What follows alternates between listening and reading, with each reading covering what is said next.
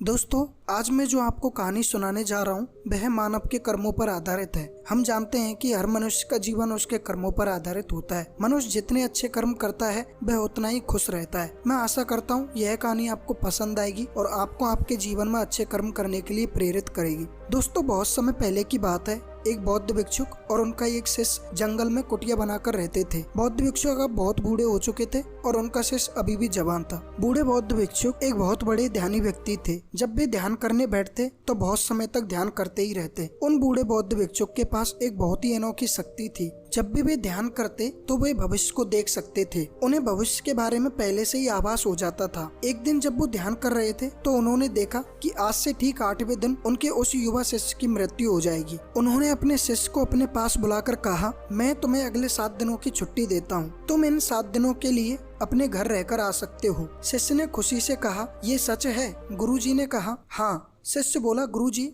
मेरा पिछले कई दिनों से अपने घर वालों से मिलने का भी मन कर रहा था। शिष्य घर जाने की बात सुनकर काफी प्रसन्न हो गया। गुरुजी ने शिष्य से कहा, ठीक है, तो तुम अब यहाँ से जा सकते हो, लेकिन याद रहे 8वें दिन के शाम होने से पहले तुम्हें वापस आश्रम आना है। शिष्य ने गुरु के सामने सर हिलाते हुए कहा, ठीक है गुरुवर, मैं पहुँच जाऊंगा, लेकिन आप भी अपना ख्याल रखना। आप अब बहुत बूढ़े हो चुके हैं, इसलिए आश्रम का कोई भी काम हो उसे मेरे लिए छोड़ देना। मैं वापस आते ही उसे कर दूंगा। इसके बाद शिष्य गुरु का आशीर्वाद लेकर पहाड़ी से नीचे उतर गया। गुरु की आंखों में अपने शिष्य को खोने का बहुत दर्द था। शिष्य के गांव के रास्ते पर एक नदी पड़ती थी। उसी नदी के किनारे चींटियों का एक हिल था जहाँ लाखों चींटियां थी। उनमें से कुछ चींटियां लगातार हिल के अंदर जा रही थी और कुछ बाहर आ रही थी, जिसमें से कुछ चींटियां एक दूसरे से टकरा जाती और फिर अपना रास्ता बदल लेती। यह सब देखकर उस शिष्य को बड़ा आनंद आ रहा था। वह कुछ देर तक वहीं खड़ा होकर उन चींटियों को देखता रहा। फिर अचानक उसका ध्यान नदी की तरफ गया। उसने देखा कि नदी का पानी धीरे धीरे बढ़ रहा है, जिससे उठने वाली लहरें चींटियों के हिल के पास तक पहुँच सकती है, जिसकी वजह से ये लाखों चींटियां बेवजह मर जाएंगी। यह सोच उसने तुरंत ही अपने ऊपर के कपड़े उतारे और शिष्य ने उस कपड़े में मिट्टी भरकर चींटियों के हिल के चारों तरफ एक घेरा बना दिया। साथ ही उसने बड़े ही कलात्मक तरीके से मिट्टी को काटकर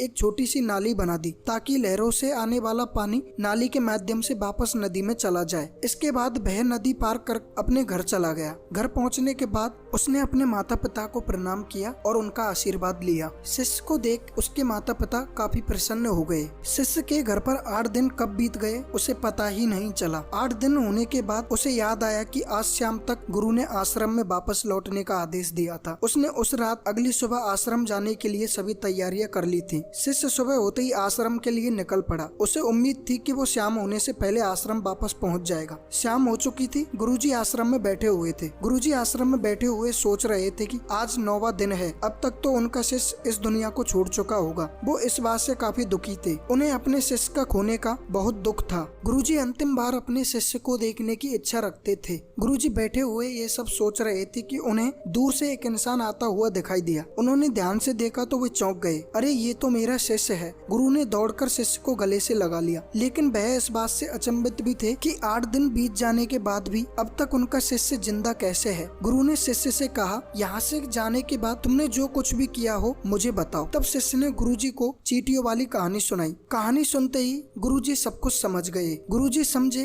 कि शिष्य ने लाखों चींटियों की जान बचाई है और उसके इसी कर्म का परिणाम है कि शिष्य को एक लंबा और खुशहाली भरा जीवन प्राप्त हुआ है। कहानी सुनने के बाद गुरु के मुंह से अनायास ही निकल गया कि कर्मा लौटकर जरूर आता है। शिष्य को गुरु की इस बात का मतलब समझ नहीं आया, परंतु उसने पूछा भी नहीं और चुपचाप अपने आश्रम के कामों में लग गया। दोस्तों, अगर हम अपनी जिंदगी में देखें तो इसे खुशी खुशी जीने का सबसे आसान तरीका है कि हम अच्छे कर्म करते रहें। इस कहानी की तरह यह जरूरी नहीं कि अच्छे कर्म हमारी उम्र को लंबा ही करेंगे, लेकिन इस बात की गारंटी है कि अच्छे कर्म हमारी जिंदगी में आने वाले दुख और परेशानियों को कम जरूर कर देंगे। कर्मों का एक बहुत ही साधारण सिद्धांत है कि हम जो कुछ भी करते हैं उसका कई गुना लौटकर हमारे पास ये आता है, फिर चाहे वो अच्छे कर्म हो या बुरे कर्म हो। दोस्तों, किसी ऐसा है कि छोटी सी मदद करना भी एक अच्छा कर्म का उदाहरण है। किसी दुख भरे इंसान को सांत्वना देना भी एक अच्छा कर्म है। कुल मिलाकर अगर हम किसी भी तरीके से किसी के दुख को कम कर पाए तो वह एक अच्छा कदम है। हम जानते हैं कि गलत कर्म करने से हमें बुरा लगता है और बहुत दुख भी होता है। ठीक उसी तरह अच्छे कर्म करने से हमें सुख की अनुभूति होती है। इसलिए अगर हम अपनी जिंदगी में खुश रहना चाहते हैं तो आज से ही दूसरे के दुख दर्द को कम करने की कोशिश शुरू कर देनी चाहिए और हम देखेंगे कि हमारा जीवन खुशियों से भर जाएगा। दोस्तों, अगर आपको ये मोटिवेशनल कहानी पसंद आई हो तो हमारे चैनल को सब्सक्राइब करें तथा वीडियो को लाइक करें। नमो बुद्धाय।